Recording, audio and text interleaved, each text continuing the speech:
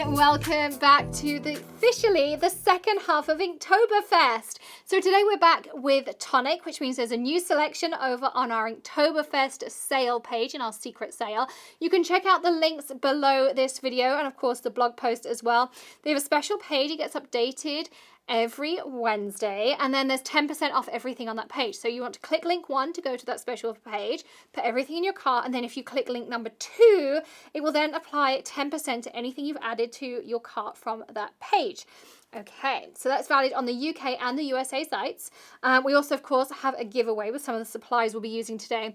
And what I want to show you is one of my favorite techniques that I think sometimes we forget about. So we've been going back to basics, we've been doing advanced techniques, we've been showing you all kinds of fun and funky different things, which I absolutely love doing. And that's what Inktoberfest is all about showing you different ideas, about sharing some of my favorite old, true, tried and tested techniques, but also showing you new ones as well and different ways to use your supplies. So today we're going to be using Clearmark embossing pad. So it's the same pad we used back on day 1 when I showed you how to emboss with a stencil.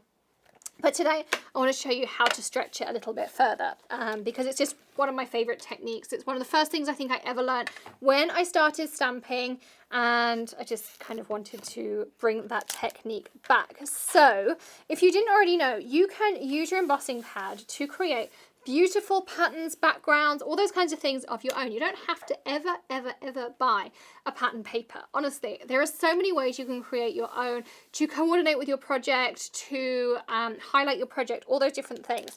I know we all love those pattern papers, but you really do not need to buy them. So instead, I wanted to show you using, I can't remember what this one is called. It's called Peony Bloom. That's what it's called. So I'm just going to grab some of these, and what we're going to do is do some different things with them. We're just going to stamp them out to start with, and then we'll cut some segments up, we'll pop them on our tag for today. Okay, so let's just pop them in here in our Misti, just like this. So I'm just kind of arranging it to fit quite a few on here.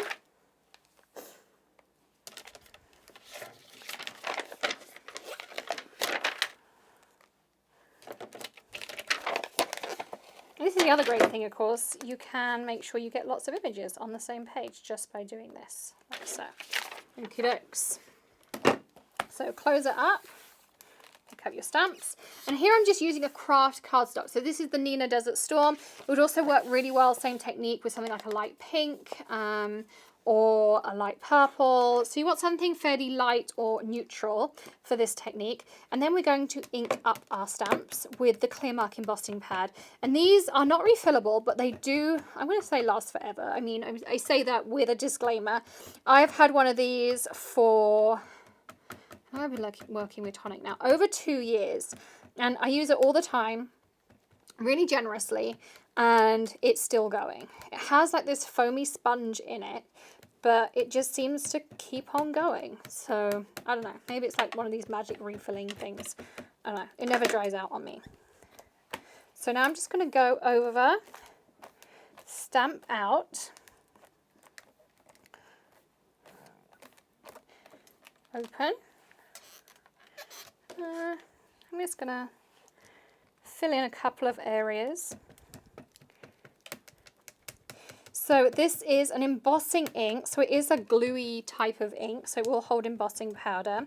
But what I want to show you here in a second, and you can start to see it, I can see already, is that it works by also creating a watermark, which is the awesome part. There we go. So if I take this off here, put that right there. Look at this. So you could just leave this now, and wouldn't that just be the most beautiful background? You can see if I take it away from the light. So that's actually how it looks to me, is that gorgeous background. So it just brings out like a darker shade in the cardstock, so it gives you a watermark. So you can create all, start that again. Take your background stamps, take your large stamps, take the same stamps you use in the main image, and just create this background to them. Isn't that just the most awesome idea? Or use it like a no line. You know, if you don't have a no line ink, practice with a watermark pad. and it will work really, really well for you. So I'm going to use a couple of these images as no lines. I'm not going to add anything over here. The other thing you can do is, of course, emboss it. So I'm just going to do a little bit here with some of the copper blush. This is the ultra fine embossing powder from Tonic.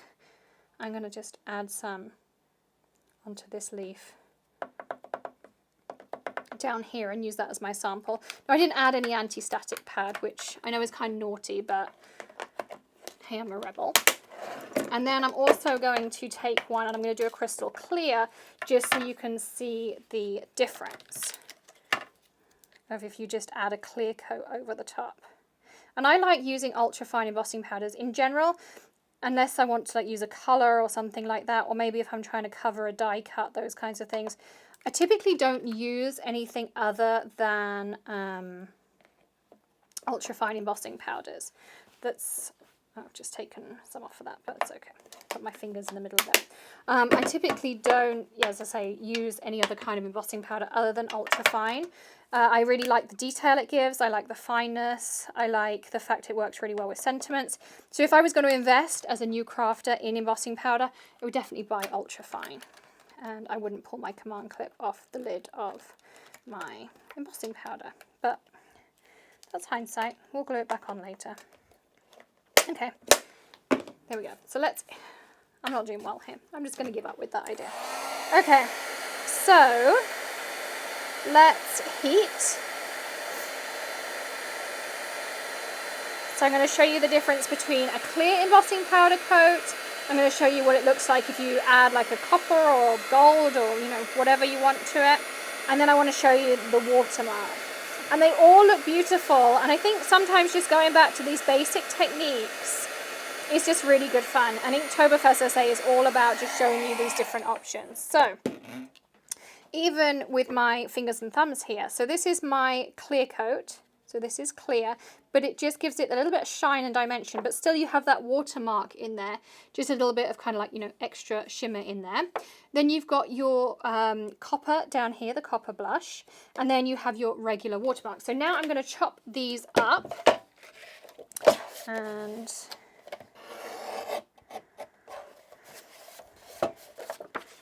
I'm using the Tim Holtz trimmer here as well, which is just awesome. And I'm going to use this big bloom.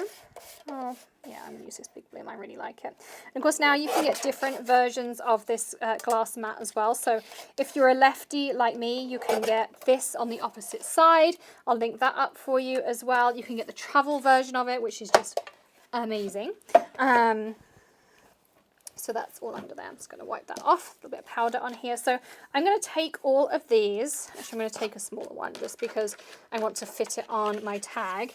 And you can create backgrounds. You could create elements for a card. You could create kind of very subtle elements. As I say, you can do all sorts of things. You'll need a color on your cardstock to do this watermarking technique.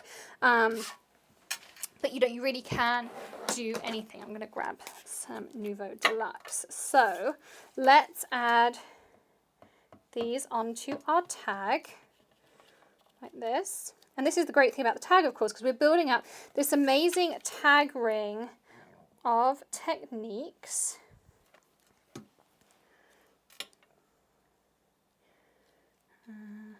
I've added the glue now.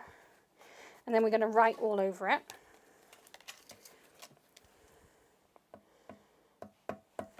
And if you need to use multiple tags, of course, go for it. Actually, I don't have any more out. I was going to say, otherwise I might use multiple tags for today. But we are on day number 16, did I say? Yes. So 2019, day 16. Okay, so this is just copper embossing. And then this is watermark plus clear. And then this is clear mark pad plus nothing. And this is called the watermark technique. So if you're looking for it again. So today we learned watermarking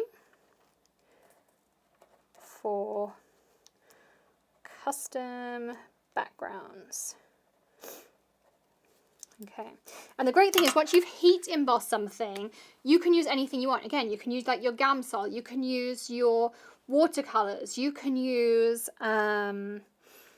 anything. Alcohol markers. The only thing I'm going to say with alcohol markers, if you go over your embossing powder, because they work on non-porous surfaces, they are going to stain on there. So just bear that in mind. But something really cool you can do is you can emboss on Yupo and then put your alcohol ink on top, and because the alcohol ink sticks to the embossing powder, you end up with like this really cool textured technique. So that's also really super cool. So you could try that out as well. Again, it's really, really cool techniques. Yupo is heat stable, so you can do heat embossing on it, then add your alcohol inks on top, and you end up with this really cool texture underneath.